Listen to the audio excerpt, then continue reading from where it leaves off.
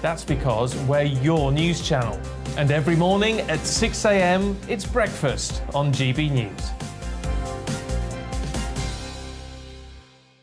I'm Dan Wootton. Join me Monday to Thursday from 9 to 11 for the feistiest and most fun news debate on TV, where free speech reigns. I'll bring you a sharp take on the day's biggest stories, bombshell newsmaker interviews, and A-list guests. And I guarantee you, no spin, no bias, no censorship, and no reason to go to bed. That's Dan Wootton tonight, Monday to Thursdays from 9 on GB News.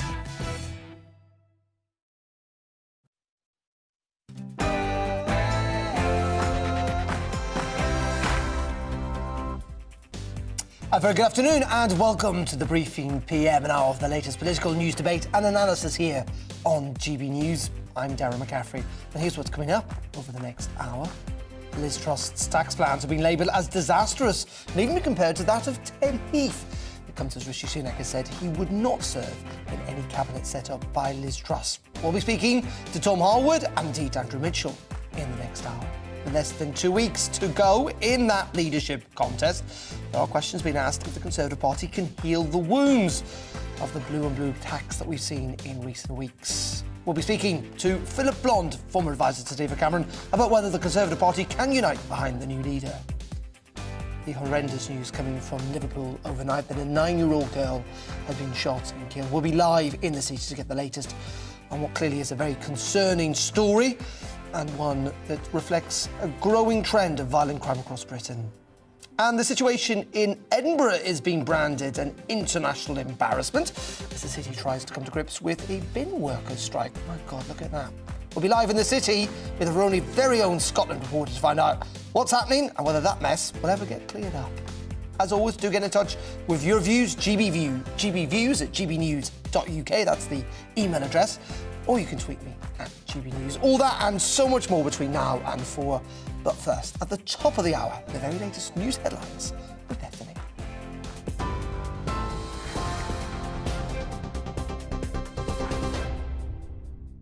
Darren, thank you. Good afternoon. It's 2 minutes past 3. I'm Bethany Elsey in the GB newsroom.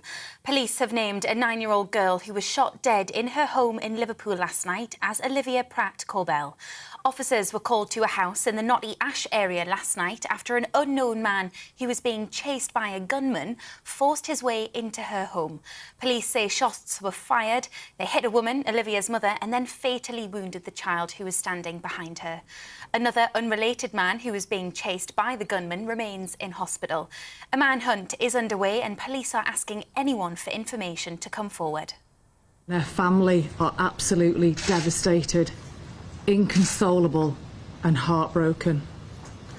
I know that the murder of Olivia has rocked our communities, who are quite rightly upset and outraged that such an abhorrent crime has occurred here on the streets of Merseyside. This is not the time for anyone who knows who is responsible for this shooting to remain tight-lipped. It is time for our communities to come together with us and make Merseyside a place where the use of guns on our streets is totally unacceptable. Ukraine is on high alert amid fears Russia could escalate attacks ahead of the country's Independence Day tomorrow. Parts of the capital, Kyiv, are lined with the wreckage of Putin's army. Public gatherings and events are banned there, and government employees have been told to work from home. Prime Minister Boris Johnson promised unwavering support for the people of Ukraine during an international conference on Russian-occupied Crimea. We will never recognise Russia's annexation of Crimea or any other Ukrainian territory.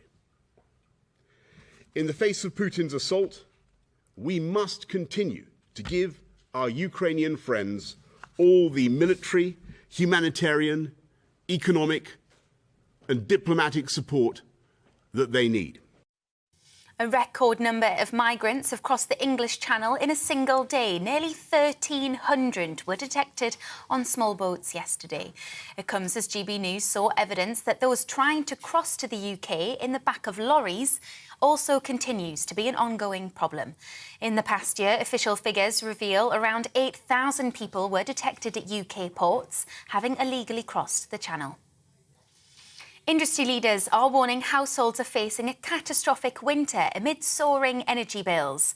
EDF's managing director says half of UK families could be in fuel poverty by January, when the energy prices could reach £4,600.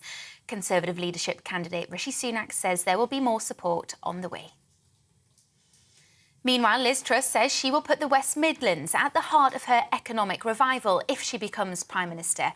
Ahead of the Conservative Party hustings in Birmingham tonight, Ms Truss revealed her plan to support businesses through lower taxes. And the West Midlands is the latest area to be declared in drought. Officials are warning that despite recent rain, sustained wet weather in the coming months is needed to tackle the problem. It now means 10 out of 14 regions in England that the Environment Agency covers are now in drought. 3 of these are classified as being in a state of prolonged dry weather, with Cumbria and Lancashire the only areas with normal water resources. In other news, the number of deaths that occurred during some of the hottest days in July were higher than average than on any other day in the month. Official figures show a 7% increase in the number of deaths on a day which saw extremely hot weather. Figures peaked at 1,775 on the 19th of July, the day Britain recorded temperatures over 40 degrees Celsius. You're watching GB News. We'll bring you more news as it happens. Now let's get back to Darren.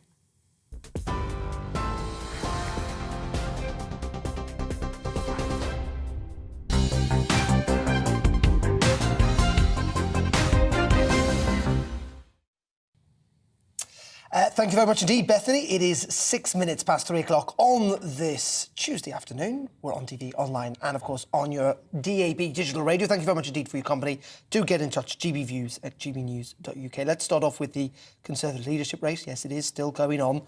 That we will have a new leader, a new Conservative Prime Minister in 2 weeks' time from today. But let's focus on the race because it is still a race, we believe, at least. Rishi Sunak has indicated he will not serve in Liz Truss' cabinet if she defeats him to succeed Boris Johnson.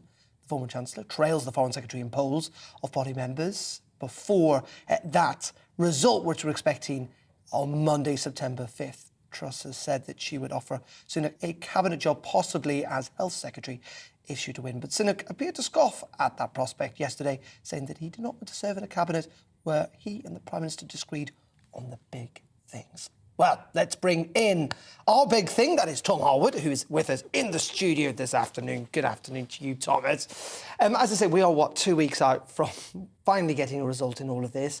And yet it is interesting, isn't it, that in many ways the debate itself hasn't actually moved on in the last 4 or 5 weeks. No, it's interesting. The contest has felt, in some ways, very gritty. It's felt, in some ways, fairly sniping, but in other ways, fairly stationary, because we've seen the implied odds that the betting markets are showing. 90% for Liz Truss, 10% for Rishi Sunak. That's based off the polls, which fairly consistently say that Liz Truss has between 60 and 70% support of the Conservative Party members, I should say, of those who declare a preference. If you take into account don't knows, it's a little bit less than that. But we are expecting that really by this point, most people have voted.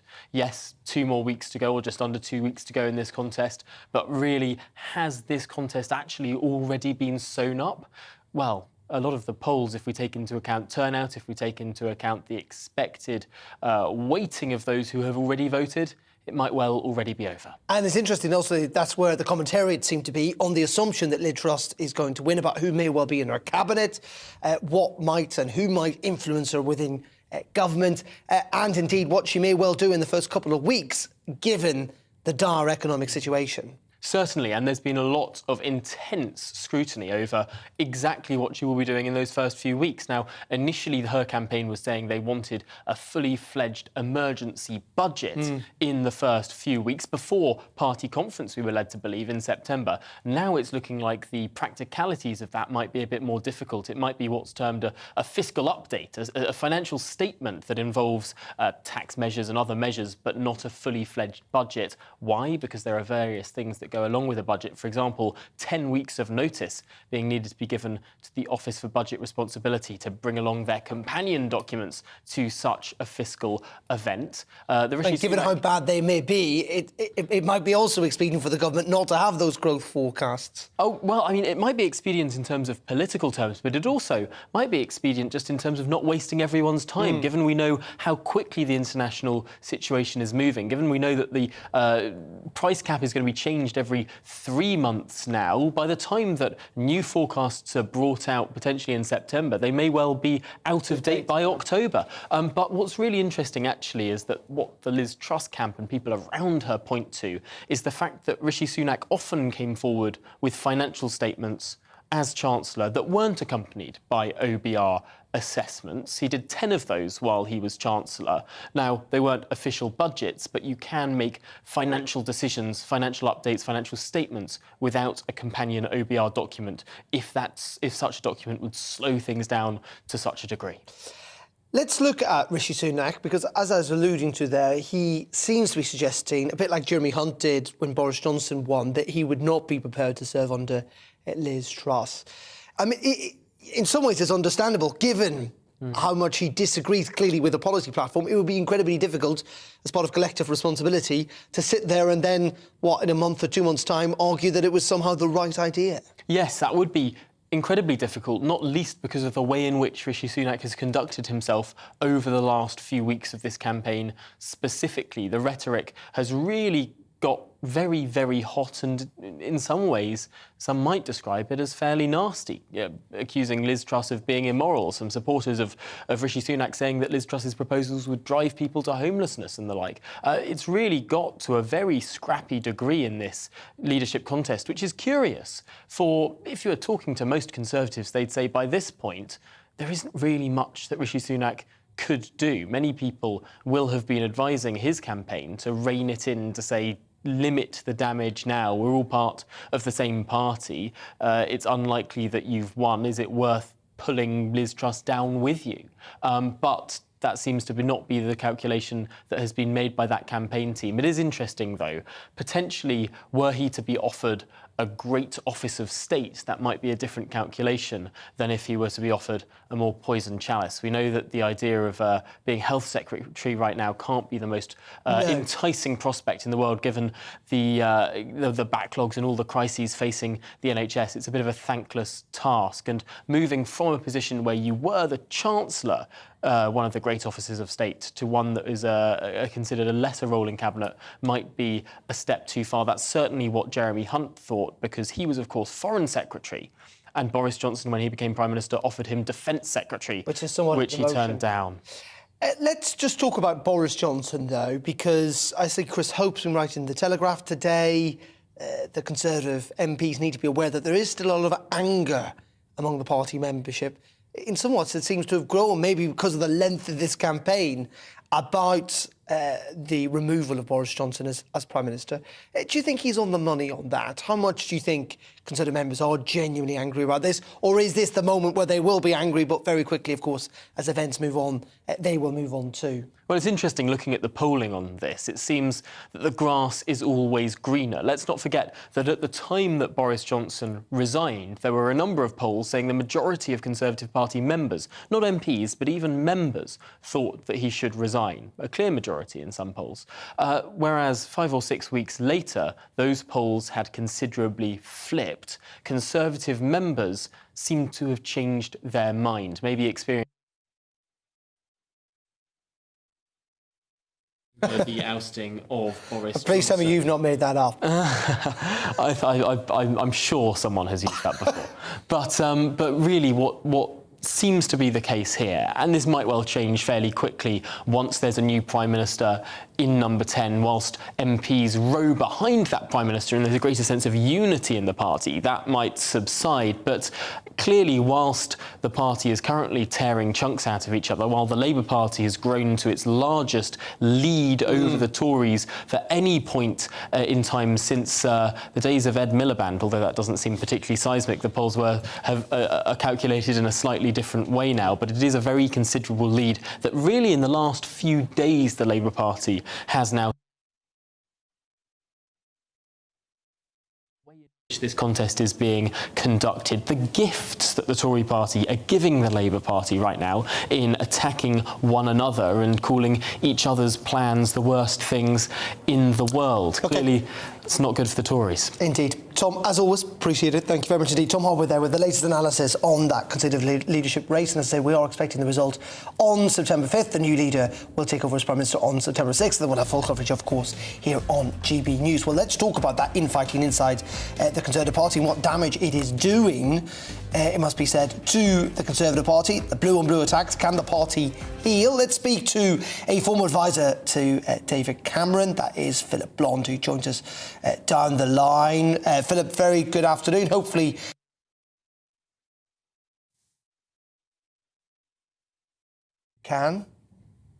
No, we cannot, I'm afraid, connect with Philip Blond. We are going to hopefully go and talk to him when we come back. After a quick commercial break, we'll be back in just a couple of minutes. We'll sort out some technical difficulties. We're speaking to Philip Blond and indeed the rest of the programme. Stay tuned.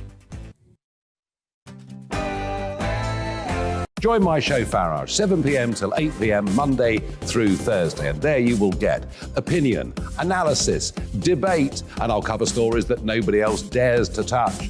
You've been cancelled. Join the club. Oh, my goodness me. And then for the last 15 minutes, talking pints. We're over a drink. We have a civilised conversation with someone.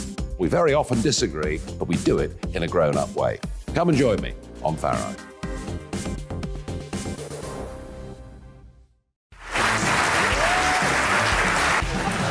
My name is Andrew Doyle. Join me every Sunday evening at 7 p.m. for Free Speech Nation. This is a show where we address current affairs and news stories of the week with the help of two wonderful comedian panellists. I brought in comics because I want to give it a lighter edge, and also they work for less. See you there.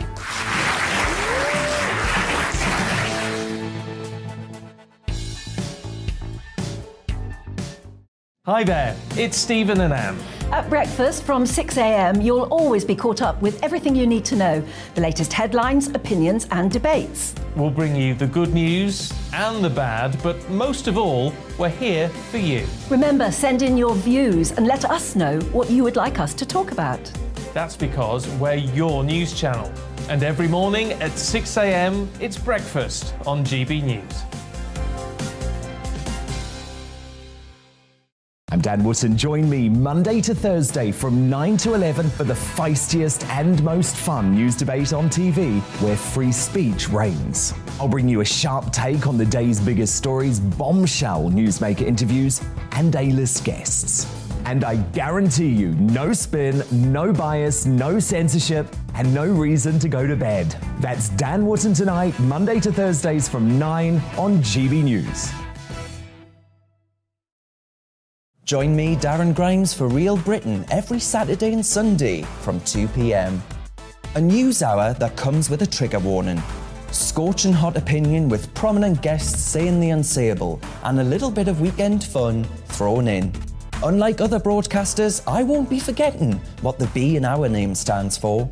So howie in for Real Britain Saturday and Sunday from 2 p.m.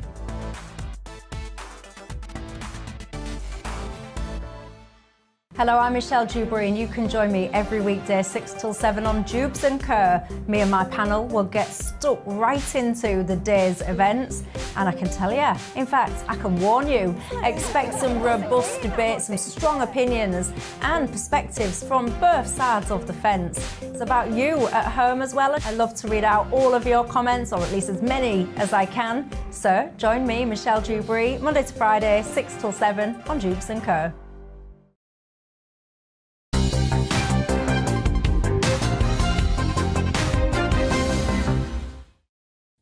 Welcome back. Now, as I was explaining before the break, Liz Truss will plunge the economy into an inflation spiral.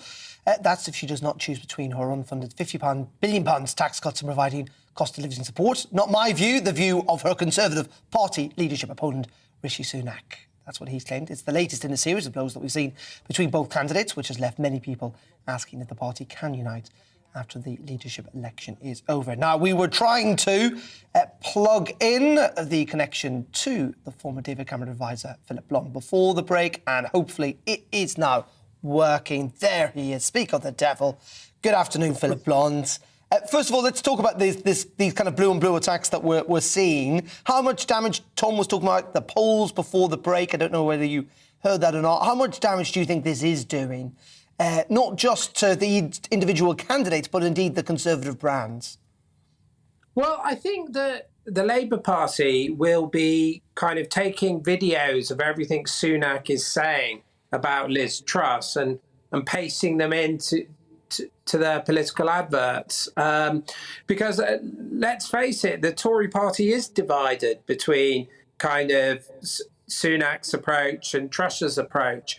And not just that we're entering one of the most difficult times that I can recall in British politics. We've got so many levels of crises. Yes, we've got the energy crisis, the cost of living crisis, but our NHS doesn't work, the police don't deal with crime, we're living in the middle of state failure.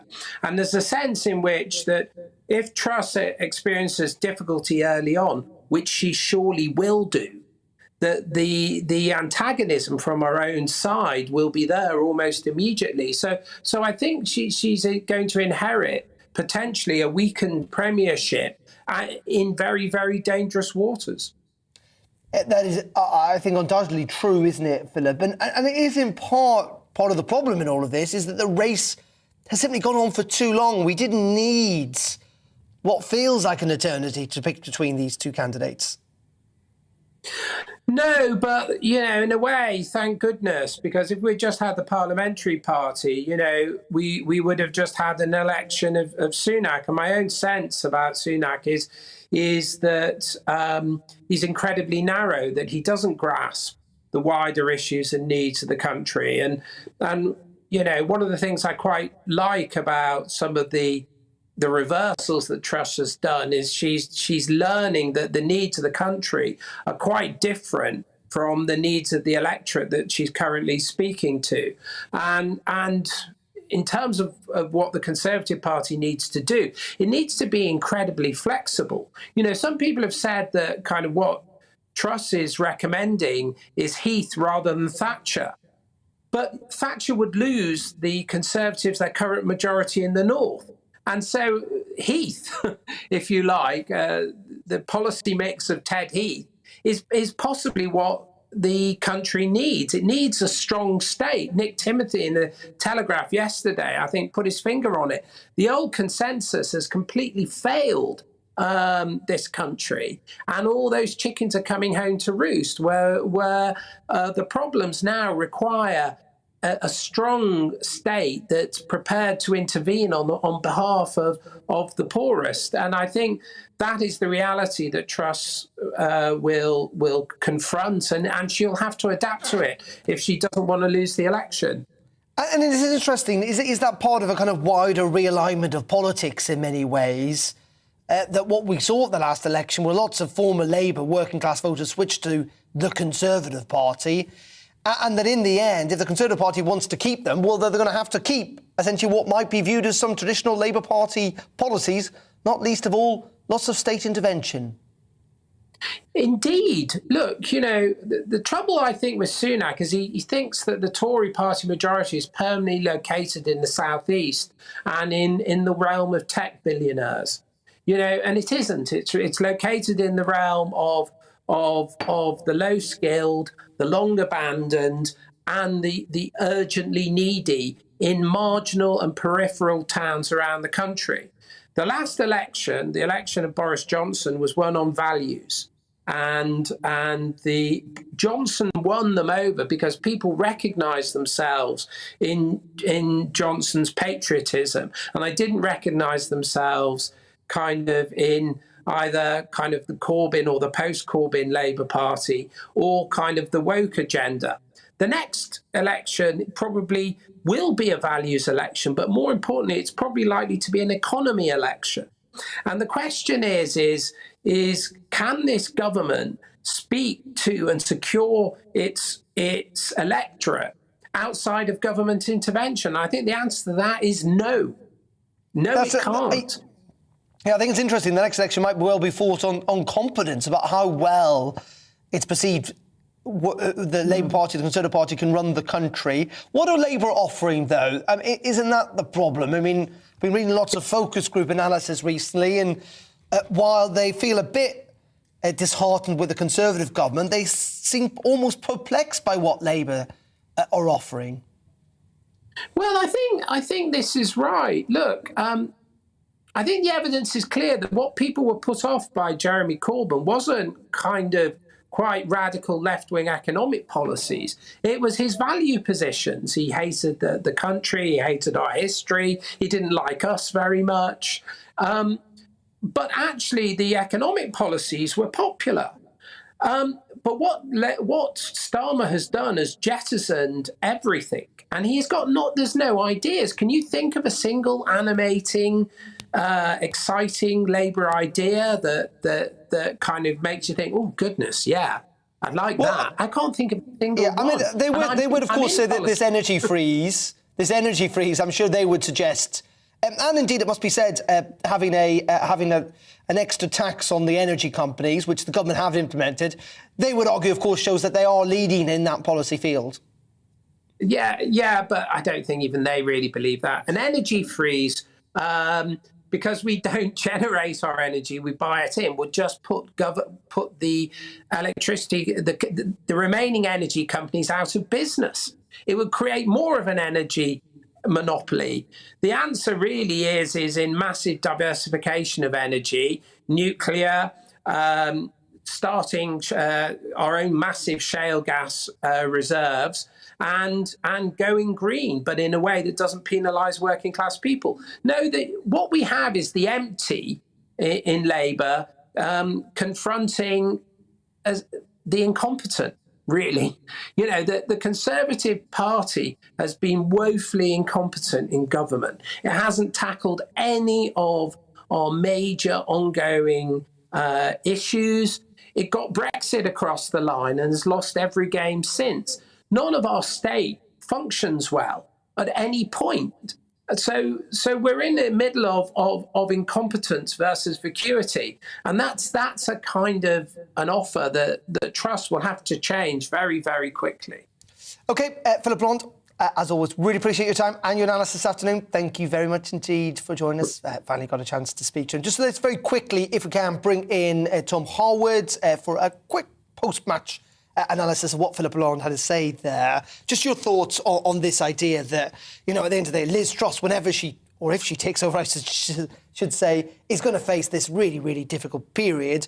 And the knives might be out for her pretty quickly if things don't go to plan. Oh, certainly. There will be huge, huge challenges facing the Conservative Prime Minister who comes in. In some ways, it's a bit analogous to 2019. There's a big deficit in the polls for the Conservative Party. To some extent, the only way is up, really, from where we are now. But also the real big structural challenges. There are no easy answers. Either the country is plunged into a huge amount of debt and people's bills are subsidised, or people don't get the help that many people feel that they deserve. Really, we're in for a very rough winter because the only answers are in the medium to long term about boosting supply. That can't be done in short order. It's not going to help this winter. Tom, as always, thank you very much indeed. Tom Harwood there. Let's move on now and talk about another problem facing the country, if we may, and that is strike action, because workers in Felixstowe are, of course, striking in a row about their pay. Currently on day 2 of industrial action, with 8 days being threatened. Felixstowe is the UK's largest container port, with around 2,550 people working there, handling pretty much half of the trade and goods that enter our country via the sea. Our reporter Will Hollis is live at Felixstowe right now and has the latest for us. Good afternoon to you, Will. No sign that this strike is going to come to an end. Yeah, good afternoon, Darren. Yeah, it's been really busy here. I think some of the strikers from Unite, who are also workers at the docks, they're currently in the background, but they're also hiding in the shade because it is actually getting really quite warm. There's been a bit of a weather change. It was quite drizzly and wet earlier, but there are lots of people, about 200 early this morning, who were out here in the middle of this roundabout right next to one of the entrances to the port of Felixstowe. Some lorries are still going in, some containers are still going in, and obviously some people are going to work, and this picket line is here to hopefully encourage a few people not to go and work and stay on strike. There's around 1,900 people who are from Unite, the union. 92% of the workers that are represented by that union voted to go on strike. The number that we're hearing was declined, was 7%. They're saying that they'd like something a little bit more in line with inflation, 10%, and that's one of the reasons that they're here. We've been speaking to a few different people this morning, the people that are from Felixstowe, that have chosen to go on strike, that have chosen to lose a little bit of money because they think that this is a worthy cause. But we've also been speaking to the regional officer of Unite, a guy called Miles Hubbard, about why this is happening right now, when it's the first time that anybody from this port has gone on strike for 30 years. Today, this is the third day of 8 days of strike action by the dock workers at Felixstowe, the hourly paid dockers who perform the manual roles at the docks, basically the people who run the docks. Earlier this year, or at the beginning of the year, we surveyed our members, asking them how much they would consider a reasonable pay offer to be, and they said 10%, which is what we put to the company in our bargaining. We've since reached a failure to agree because the company hasn't reached anywhere near an offer we feel we can bring back to our members. We balloted on what was offered at the time, and our members came back with 80% of people voting, and 92% of those voted for industrial action, which is an incredible level of mandate for a trade union to have. We've tried to resolve that with the company and get to a place where everybody can live with, but unfortunately we've failed to do that so far. So here we are. You know, as we said, strike action would take place beginning on Sunday, and sure enough, at 0600 on Sunday, the strike began, and here we've been ever since, really. One of the arguments that the Port of Felixstowe will make is that they want the most recent offer to be voted on by its members. Are you willing to let your members vote on the offers that are being brought to them? It's not a question of whether we're willing to let them vote. It's a waste of time. Our members have made it quite clear they're not going to accept the offer that's been made there. If you go around here and talk to them, you'll get that impression. There's no obligation on us to bring back every little movement of the negotiation. What we do is satisfy the committee, and the committee, by the way, is made up of dock workers, and the decision is made by dock workers on the committee when they're ready to take the offer back. And when the offer is right, we will take it back and ballot on it. You know, this is not an unreasonable pay claim. Our dockers do a hard, dangerous job. It's relentless, 24-hour operation. You know, they've given their all to this company. There hasn't been a strike here in 30 years. So they're not strike-prone militants, but this has been a long time coming. And you know, I think, again, by talking to people, as I know you've been here for a while, that people are truly angry and feel very badly served by the company. It seems... Well, the Port of Felixstowe said that they did feel that the strike action was unnecessary. We went down there to the port quite a little bit ago, and it was very quiet. None of the cranes are moving, and it seems that there will be some disruption, severe disruption, because of this strike that's going to go on for about another 5 days or so. I'll tell you one thing that is serving very well, though, is of course the local McDonald's, which is just behind us, which has probably sold a lot more teas and coffees than they usually would during this kind of a period, Darren. Indeed, and I'm sure a few Big Macs as well. Thank you very much indeed. Will Hollis there joining us from Felixstowe this afternoon. OK, we're going to pause there on the briefing. Coming up in just a couple of minutes, we're going to be live in Liverpool getting reaction to that horrendous killing that we saw overnight. We'll be in Germany too, in Edinburgh, with those bins overflowing during the Fringe Festival, and the latest on the migrant crisis in the English Channel. All that and much more between now and 4. But first, let's go back to Bethany for the very latest headlines.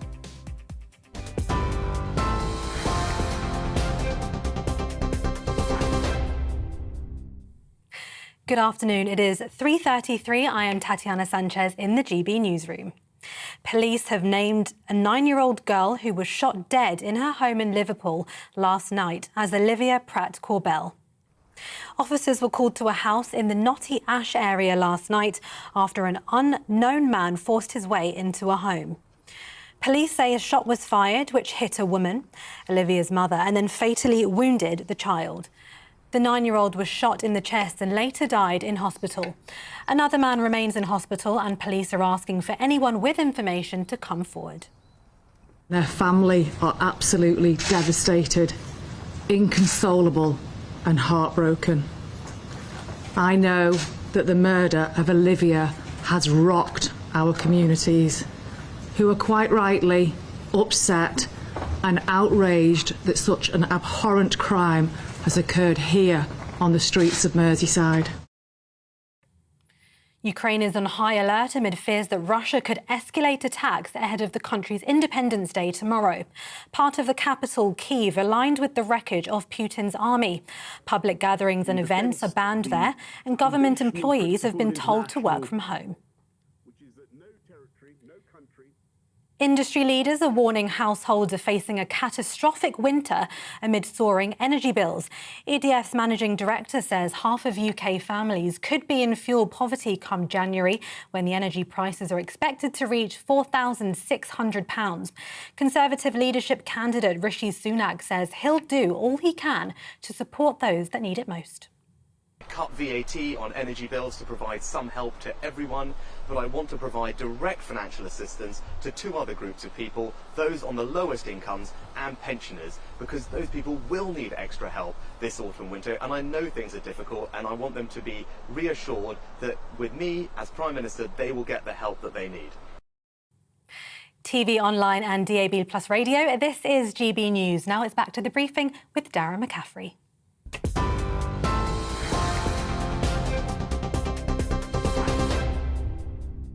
Direct Bullion sponsors the Finance Report on GB News for gold and silver investment. Well, here's a snapshot of today's markets. The pound is 1.176 to the dollar. The pound is 1.185 to the euro, and the price of gold currently stands at £1,475.81 per ounce. Direct Bullion sponsors the Finance Report on GB News for gold and silver investment.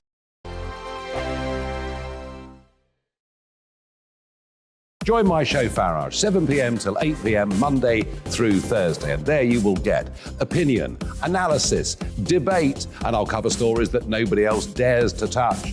You've been cancelled. Join the club. Oh my goodness me. And then for the last 15 minutes, talking pints. We're over a drink. We have a civilised conversation with someone. We very often disagree, but we do it in a grown-up way.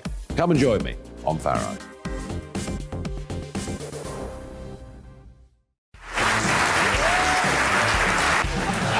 My name is Andrew Doyle. Join me every Sunday evening at 7 p.m. for Free Speech Nation. This is a show where we address current affairs and news stories of the week with the help of 2 wonderful comedian panellists. I brought in comics because I want to give it a lighter edge, and also they work for less. See you there.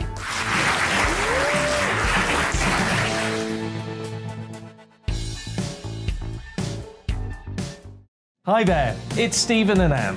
At breakfast from 6 a.m, you'll always be caught up with everything you need to know, the latest headlines, opinions and debates. We'll bring you the good news and the bad, but most of all, we're here for you. Remember, send in your views and let us know what you would like us to talk about.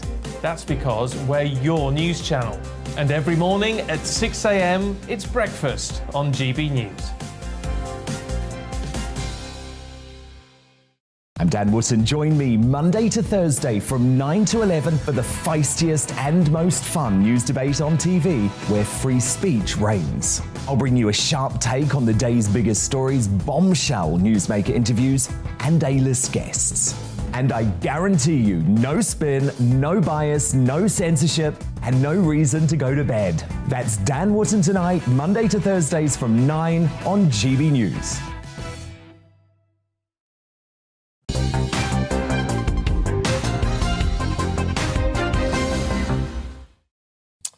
A very good afternoon and welcome back to the briefing. It is 21 minutes to 4 o'clock on this Tuesday afternoon. We're on TV, online and, of course, on your DAB digital radio. Thank you very much indeed for your company. GB Views at gbnews.uk, or indeed tweet me at GB News, and we'll get to those a little later on in the programme. But now let's turn to a very tragic story, because a manhunt has been launched after a 9-year-old girl was shot dead in Liverpool last night. A man and a woman were also injured in the house in the Knotty Ash area of the city. Let's go to our Northwest reporter. That's Sophie Reaper, who is outside Merseyside Police Headquarters for us this afternoon. Sophie, just bring us up to date with this dreadful incident and what the latest is, what we've heard from the police this morning.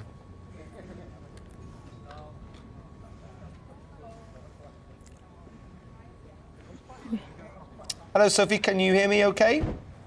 I don't know if Sophie can hear us. We'll return to a little later on in the programme about the latest on that. Clear tragedy, and it must be said, a tragedy that reflects a growing concern about violent crime in Britain, and we'll reflect on that a little later on in the programme. Let's move on and talk about what's happening in Germany, because the Chancellor, Olaf Scholz, has again denied allegations that he held a protecting hand over a local bank found guilty of a multi-million euro tax fraud scheme while he was mayor of the city of Hamburg, as the centre-left politician was questioned by a state parliamentary committee in the northern city for a second time. It comes as the German Chancellor has also been in Canada in the last couple of days, trying to find alternatives to Russian gas as the country's energy concerns intensify as we head into the autumn and winter. Well, let's speak to the freelance German correspondent Thomas Barrow, who joins us from Berlin this afternoon. Thomas, thank you very much indeed for joining us. Just first of all, talk us through this controversy that's been hanging around for a little while regarding Olaf Scholz and his time as mayor of Hamburg and what may well have gone on. Just explain, if you can, to our British audience what the story is. Well, it's called the Cum-Ex scandal here in Germany, and Olaf Scholz has so far denied any wrongdoing when it comes to this specific scandal. It's being described as one of the biggest financial scandals in Germany, and as such, Olaf Scholz last week on Friday was actually, he went to Hamburg to talk there before prosecutors to discuss his potential alleged involvement in that. Again, he denied any wrongdoing, but this is just a very bad situation for Olaf Scholz, and it comes at a difficult time for the German Chancellor. This is not the only scandal or the only problem that he's facing. There's also all the issue of energy here in Germany, which has been rather difficult for the Chancellor. He also had a difficult visit by the Palestinian leader Abbas, where Scholz's reaction was strongly criticized after Mr. Abbas had a comment on Israel having Holocaust against the Palestinian people. So all in all, it was a difficult time for Scholz, and this Cum-Ex scandal, as it's called here in Germany, this financial scandal, is just another element in a very difficult time for the German Chancellor, but once again, he has denied any wrongdoing on his behalf. Indeed, and as you say, a difficult time, but he is in Canada, isn't he, speaking to the Canadian Prime Minister Justin Trudeau to try and see if they can help out in the short term with the energy crisis that Germany is likely to face. Has any progress been made there? And again, just remind us how desperate things could get in Germany, given how reliant they are, particularly on Russian gas. Essentially very desperate indeed. Germany is reliant on Russian gas, as you mentioned. Germany has reduced that dependence, but it is desperately trying to look for alternative sources of energy, renewable sources of energy, but also other sources like coal or nuclear. And that's essentially the reason why Olaf Scholz has gone to Canada, and that's the reason why he didn't actually go on his own. He also took the Climate Minister and Vice Chancellor Robert Habeck and a large delegation of business leaders here in Germany. It's all about trying to sign memorandums of understanding with Canada on issues like LNG or issues like green hydrogen, something particularly important for Germany. Also minerals that could be important in car production, especially electric vehicles. So essentially, it's all about Germany trying to diversify its sources of energy and seeing Canada as a potential ally in this. And it all is also related to this issue that we were discussing in the first question, because just as Olaf Scholz is facing a very difficult time in office, he sees this visit to Canada as a rather positive sign, as a rather positive element in his chancellery, as working together with a country that he sees is closely aligned to Germany and where they can find ways of cooperating, not only economically in the issues that I mentioned, but also politically when it comes to opposing Russia and in particular Russia's actions in Ukraine. Thomas, this all comes on a wider basis in which we've seen the euro drop below $1. So a US dollar is now worth more than the euro. I think that's the worst it's ever been since the currency was introduced. Germany looking at the prospect of a recession, France seeing an economic downturn. I mean, there is real concern that the Eurozone itself it's probably going to go into recession. People here are very worried indeed, not only about an increase in the cost of living, but also in particular about energy prices, which in some cases are quadrupling. People are receiving here letters by their gas companies saying that they will increase their costs to a large extent starting in the next few months. There's also a levy being imposed on people here in Germany that they will have to pay. And there's concern that this could not only widen the differences between those who can afford it and those who cannot, but it could also even potentially create social unrest here in the country. That's also the reason why the Chancellor, but also the government in general, are trying to help as much as possible by giving citizens that money directly. So citizens will receive money directly in September, but also reducing VAT on gas consumption. So that's something else that has been decided in the last few days. So again, different measures that the government is putting in place to help citizens. The big question is whether this is enough or whether much more will be needed if the cost of living continues to increase, if people simply cannot afford to pay their gas bills, especially when it comes to the very difficult winter months and the fact that many homes here in Germany actually use heating based on gas. So certainly very, very difficult moments for Germany, also for Europe as a whole. And it'll be interesting to see what the German government actually does to try and help citizens and businesses that are particularly affected. Indeed. As you say, it is an issue that's not just facing us here in the UK, concerns about the cost of living crisis, but indeed in many parts of Western Europe. Thomas, as always, really appreciate your time and your analysis this afternoon. Thank you very much indeed. That's Thomas Sparrow there, freelance correspondent based in Berlin, joining us from the German capital. Now, let's return home because it is the last week of the Edinburgh Fringe Festival, where thousands of performers and spectators are starting to wind down from weeks of live entertainment and art. But it's not all been claps and laughs, it must be said, because the usually picturesque streets of Edinburgh, as you can see, have been somewhat covered in rubbish and litter and overflowing bins. And it's all down to strike action by refuge workers. The 12-day walkout started last Thursday. It's due to last until the end of the month. Not exactly a pleasing sight, I'd say, for the thousands, tens of thousands of visitors who are in the Scottish capital at the moment. Let's bring in our Scotland reporter, Davy Donaldson, who is in Edinburgh this afternoon. Davy, I'm not going to mince my words here. It looks bloody awful. Just tell us how awful it is. You're talking about it being a bad sight, Darren. Try standing here smelling it. It is absolutely awful, it really is. And it's not just here behind me, it's right down the street. You know, it's right down, we're on the Grass Market here in Edinburgh. Further away to my left is the Cowgate, and that's apparently even worse. Up there we've got Royal Mile and then the Tron, etc. I could go on and on and on. Anyway, the upshot is no rubbish is being collected and hasn't been for 6 days, hence the mountain we've got behind me. And throughout the day, this has just got bigger and bigger as well. So God knows what it's going to be like in another 6 days' time. It's also going to be compounded as well by the fact it's not just going to happen here in Scotland. Falkirk, Stirling, Glasgow, all due to go out and strike as well. over the next coming days. So, you know, this problem's going to just spread right across the whole of the country. So that's going to make it even more difficult. And the reason they're striking is they want a 3.5% pay increase was offered to them, then offered 5%.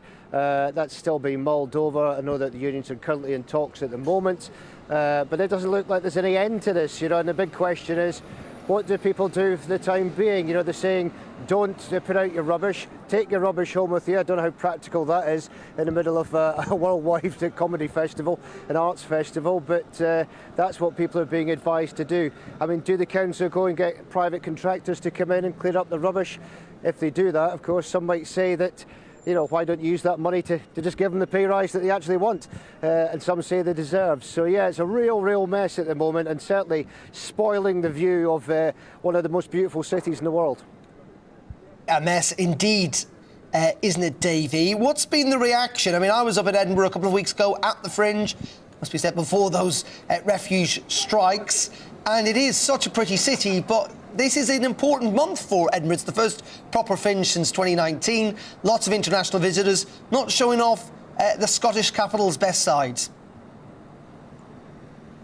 No, it's not, and I think that's a real major concern, not just for the organisers of the Fringe, for the people of Edinburgh, the tourism industry across Scotland as well. Nobody wants to see these scenes behind me, so you know, I don't know what the answer is, but yeah, certainly that's a real kick in the teeth. As you say, the first Fringe we've had for about 3 years, first proper Fringe anyway, and certainly it's been difficult to get that back going. I've spoken to organisers of the Fringe this year, and they said, you know, it's been quite hard to get things back on track again. So the last thing that people want to see when they're trying to get things back to some sort of normality are scenes like this. Indeed. OK, Davey, really appreciate your time this afternoon. Hope the smell isn't too bad. Davey Donaldson there in the Scottish capital for us. Thank you very much. Now, let's return to our lead story today, that very tragic killing of a 9-year-old girl overnight in Liverpool. Let's go to the city and join our reporter again, Sophie Reaper, who can hopefully hear us this time. Sophie, we heard from the police a little earlier on today, didn't we? Just talk us through what they had to say. Yes, so as you say, police were called to this area behind me at around 10 p.m. last night after reports that an unknown man had fired a gun at one of the properties. When they arrived at the scene, they found a 9-year-old girl who's now been named as Olivia Pratt-Corbell with a gunshot wound to the chest, She was rushed to hospital where she sadly later died from her injuries. Now, as you say, we've heard from the police and they've run us through what they believe happened last night, and this was the following. 2 men were walking along this street behind me when they were approached by a lone person holding a handgun. He shot at the 2 men who then proceeded to run away. Olivia's mum, Cheryl, opened their front door in order to try and see what was happening, and when she did so, one of the men who was running away from the gunfire tried to get into the property in order to seek refuge. He did so and he was followed by the gunman. He managed to get his hand through the door where he then fired a shot and hit Cheryl, Olivia's mum, in the wrist. He then went on to fatally wound Olivia in the chest. The attacker then continued his assault and fired 2 further shots, and he then escaped on foot. Merseyside police have said a murder investigation is now underway, and here's what they had to say at that press conference earlier. Good afternoon. A 9-year-old girl, who we can name today as Olivia Pratt-Corbell, has died following a shooting in Dovecot last night, Monday, the 22nd of August. And her family are absolutely devastated, inconsolable and heartbroken. I know that the murder of Olivia has rocked our communities, who are quite rightly upset and outraged that such an abhorrent crime has occurred here on the streets of Merseyside. The people of Liverpool and Merseyside are known for their compassion and pulling together in times of crisis. And I know that our communities, people are wanting to help the family in any way possible. This is not the time for anyone who knows who is responsible for this shooting to remain tight-lipped. It is time for our communities to come together with us. and make Merseyside a place where the use of guns on our streets is totally unacceptable. Well, this incident took place 15 years to the day after the death of Rhys Jones, who was shot whilst he walked home from football training in Croxteth, Liverpool. At that police press conference, GB News asked whether or not crime in the city of Liverpool and the region surrounding it has remained at the same level a decade and a half later. They told me that in Merseyside, firearm crimes were down by 50% last year, which is the lowest that has ever been. However, they said it's not a time to celebrate because there are now 3 grieving families who have lost someone to gun crime in the last week, and that, of course, includes the family of Olivia Pratt-Corbell. We really appreciate your time this afternoon with the very latest there from Liverpool on that very tragic killing. Sophie Weaver there. Thank you. OK, we're getting into the programme with a little bit of politics. We were talking about earlier on, weren't we, the Conservative leadership race. We have had a chance to hear this afternoon from Rishi Sunak, the former Chancellor, of course, who's standing against Liz Truss. Let's have a listen in to what he's been telling reporters a little bit earlier. Well, as Chancellor, I introduced a windfall tax on the energy companies because I believe that is the fair and right thing to do in these circumstances. And I announced support for people this autumn and winter. But the situation has got worse since then. So as Prime Minister, I would go further. I'd cut VAT on energy bills to provide some help to everyone. But I want to provide direct financial assistance to 2 other groups of people, those on the lowest incomes and pensioners, because those people will need extra help this autumn and winter. And I know things are difficult and I want them to be reassured that with me as Prime Minister they will get the help that they need. Well, I've set out a clear framework for how to provide that support. I would cut VAT off energy bills to coincide with the increase in the price cap. That's something we can do very quickly. But beyond that, for 2 groups of people, for pensioners and for those on the lowest incomes, I will make sure that they get direct extra financial support over the autumn and winter to help them with those bills, because I know this is the #1 concern people have. My approach is the right one. It provides direct help to the most vulnerable in our society and doesn't do things that risk making the situation worse. And actually, permanent tax cuts funded by borrowing may sound attractive. But if they stoke inflation and do nothing to help these groups of people who I know need help, then actually no one benefits from that. And that's why I think my plan is the right one, my approach is the right one, and as Prime Minister I can deliver that for the British people.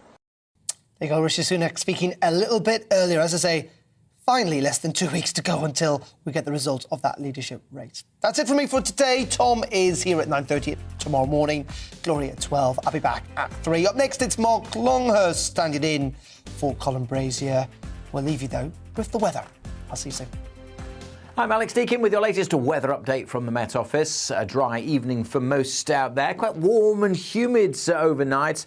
We are going to see some wet weather, though, arriving in the west. Here's the bigger picture. Low pressure dominating up to the northwest. Weather fronts have been crossing the UK, but not providing much in the way of rainfall. This little bump, however, in this weather front is going to provide some of the soggy stuff this evening, pushing into southwest Wales initially, but then through the night becoming more widespread across Wales, eventually into northern England and southern Scotland. Ahead of that, 1 or 2 heavy showers here and there this evening, but they're tending to fade away. Much of eastern England, most of southern England will stay dry, and it's really going to be quite a warm, humid, muggy night with temperatures in urban areas across England and Wales staying in the high teens in places. A little cooler further north, but even here, a pretty warm start to Wednesday, and for many a wet start across parts of Scotland, northern England. And it's actually going to be a pretty wet day for parts of southwest Wales. That rain likely to linger, some bright colours there, some quite heavy rain.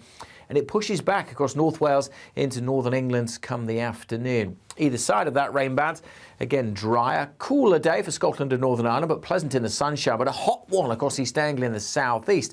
30 Celsius is possible here. As we go through Wednesday evening, we're likely to see further pulses of rain across West Wales, southwest England, could be quite heavy. And then overnight, there's the possibility of some thundery showers coming up across East Anglia in the southeast, where, of course, we could really do with some heavy rain. And that may well still be around on Thursday. Some uncertainty about the details of that, so keep up to date with the forecast. We could